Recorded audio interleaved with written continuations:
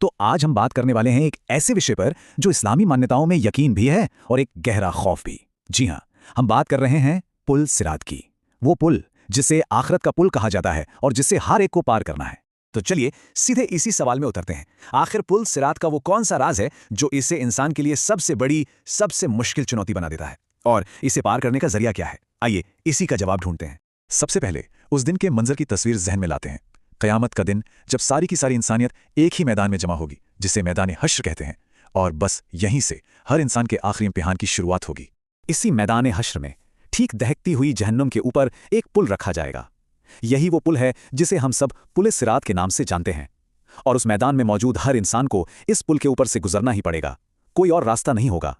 और सोचिए जरा, ये सफर और भी ज्यादा मुश्किल क्यों हो जाता है? वजह है वहां का माहौल। उस वक्त चारों तरफ सिर्फ और सिर्फ घना कोहरा और जुल्मत, यानी कि गहरा अंधेरा होगा। कुछ भी देख पाना मुमकिन नहीं होगा। तो अब आते हैं खुद उस पुल पर, जो इस इम्तिहान का कह सकते हैं सबसे अहम हिस्सा है। इसकी बनावट ही अपने आप में एक ऐसी पहेली है जिसे सुनकर यकीन करना भी मुश्किल हो जाता है।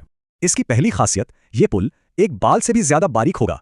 जरा सोचकर देखिए, एक ऐसा रास्ता जिस पर पैर टिकाने के बारे में सोचना भी नामुमकिन सा लगता है। और खतरा बस यहीं खत्म नहीं होता। दूसरी खासियत, ये पुल तलवार की धार से भी ज्यादा तेज होगा। मतलब ये सिर्फ एक पतला सा रास्ता नहीं है, बल्कि एक तेज धार है, जहां एक भी गलत कदम का मतलब है सीधा जहन्नम की आग। तो सवाल सीधा सा है, घना अंधेरा, बाल से बारीक और तलवार से तेज रास्ता, आखिर इसे पार करेगा कौन और कैसे? और यहीं पर कहानी में एक बहुत दिलचस्प मोड़ आता है। इसका जवाब है ईमान की रोशनी।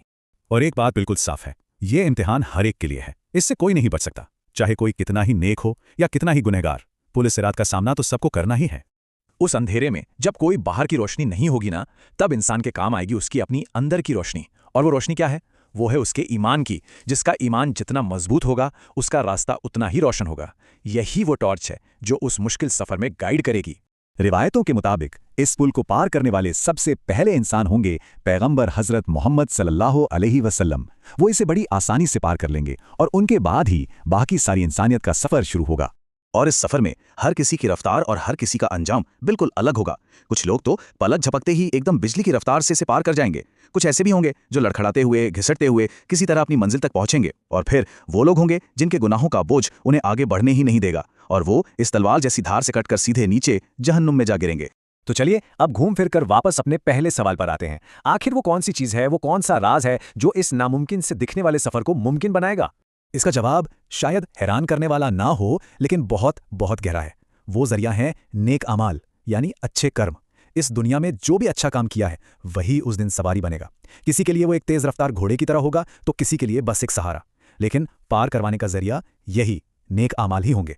इस सारी जानकारी के बाद आखिर में तो बस एक ही दुआ है जो हमारे स्रोत में भी मिलती है, अल्लाह हम सबको पुल सिरात पार करने की तौफीक अता फरमाए। और जाते जाते एक सवाल के साथ छोड़े जाते हैं। क्या ऐसा नहीं लगता कि हमारी ये जो पूरी जिंदगी है, वो असल में उसी एक पुल को पार करने की एक बहुत लंबी तैयारी है?